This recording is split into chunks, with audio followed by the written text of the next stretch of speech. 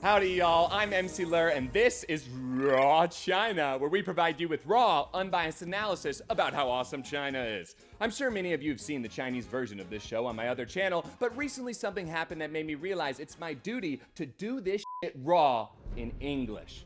See, military genius Sun Tzu also emphasized the importance of knowing thy enemy. Thus, as an ally of the Chinese Communist Party, I must occasionally venture beyond the Great Firewall, deep into hostile territory known as the Internet. Braving the seas of sites like Reddit, Twitter, or SpankBang, I conduct thorough analysis and great research.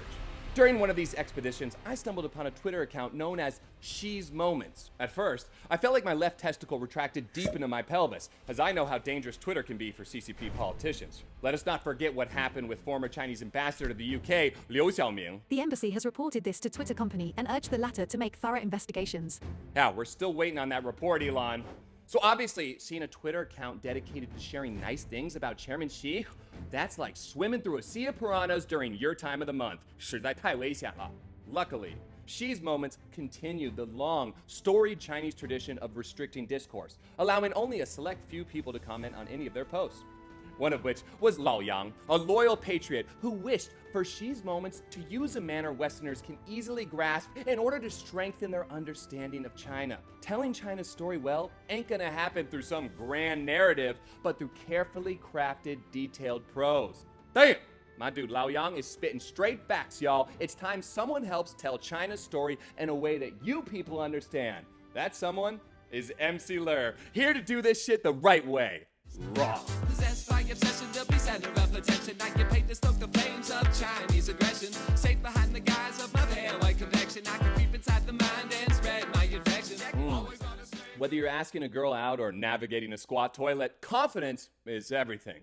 And what could be more confident than building an entire political philosophy around confidence? Sure, the CCP's confidence doctrine existed before Xi Jinping took over. But only Xi looked at the three confidences and knew it was still missing something. A fourth confidence. Confidence in culture means cutting out the competition. English overshadowing the beauty of Chinese characters on the subway. Boom! Bye-bye Olympic Park and hello 奥林匹克公园. Traveling in China and struggling to find the exit? Sorry, buddy. You best start looking for something called the 出口. Alright, before any of you softies come at me in the comments, put down your pitchforks and take a closer look here. The tape is transparent, okay? Foreigners in China will be just fine. Just take a look at the English lad influencer Barrett. Okay, so today I'd like to talk about the Western media, and in particular how negative the Western media are towards China.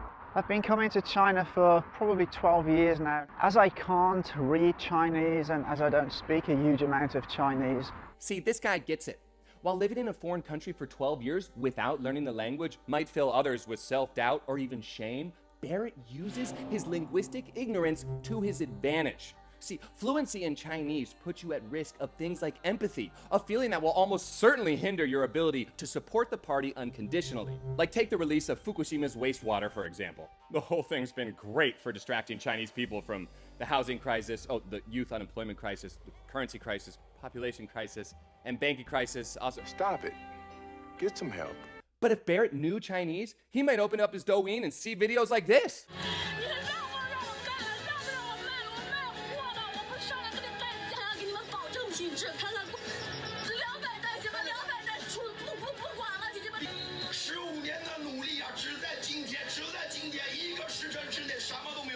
How'd that make you feel? I bet it felt bad.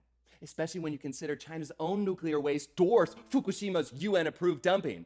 But if you want to be the best shill you can be, you cannot get distracted by the human cost of propaganda. If a shill knows Chinese, he might walk into this Nayuki shop, and instead of focusing on which type of tea he'd like to get, he'd be consumed with questions like, does changing a Japanese character for of to Chinese really reflect a confident nation? Instead, he sees that paper tape there and assumes the bathroom's not working or something. Ignorance is his weapon. 学徒一旦学会了外语，不正当的想法就有了趁虚而入的机会。Just look at this post by the Global Times. What the Japanese government's expectation is, as long as the Geiger counter doesn't explode within seconds after contact with the wastewater, or a Godzilla monster-like would not suddenly emerge from the sea, the nuclear contaminated water dumping can be acceptable. As for questions like whether there will be man-tall crabs or Cthulhu-esque octopuses in 30 to 40 years is not part of its consideration. Wow, I know what you're thinking. What the fuck was that? Exactly. If the Global Times had even remote proficiency in English, the comments on Twitter would be full of sarcastic ridicule and even memes. Instead, these ravenous Twitter trolls see a post like this and are paralyzed by their complete and utter confusion. And that, my comrades, is the end of our segment, Communist Confidence. Isn't it obvious? Just need a bit of communist confidence. Before we go, I must call upon you all for assistance in helping us pass a new law. Because nothing gets your boy hot and heavy like a new law. Can a person's clothes hurt your feelings? Well, in the case of China, they can. The nation is mulling over a draft law. The law bans clothes and speeches which may offend the spirit of the Chinese people. Here's the thing, y'all. Each addition to China's constitution gets us one step closer to Xi's vision for the great rejuvenation of Chinese people. There's no way that that will happen so long as you got people wearing clothes that say, I'm a whore, or fart sexy style, or sniffing glue won't help keep families together. Luckily, Chinese police are showing their support for this proposed law by already enforcing it. 你赶快有走，那你回到手，我告诉你，大男人穿个裙子在这公共场所，你觉得你很正能量吗？啊，赶快走！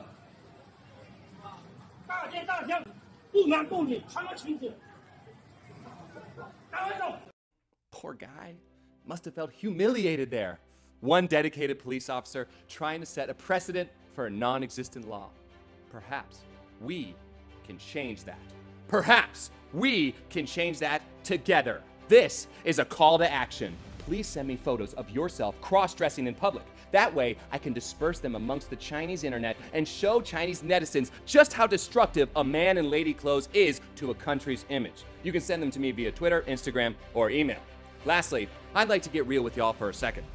As I won't be able to monetize this channel for several months, this project is a real risk for someone in my shoes. So if you enjoyed this and you want to see more, please give the video a like and hit that subscribe button harder than a South African bodyguard hitting Xi Jinping's translator. Also, consider supporting me on Patreon. We do private streams in both English and Chinese every month. Thanks for watching. I'm MC Lair. See you next time on Raw China.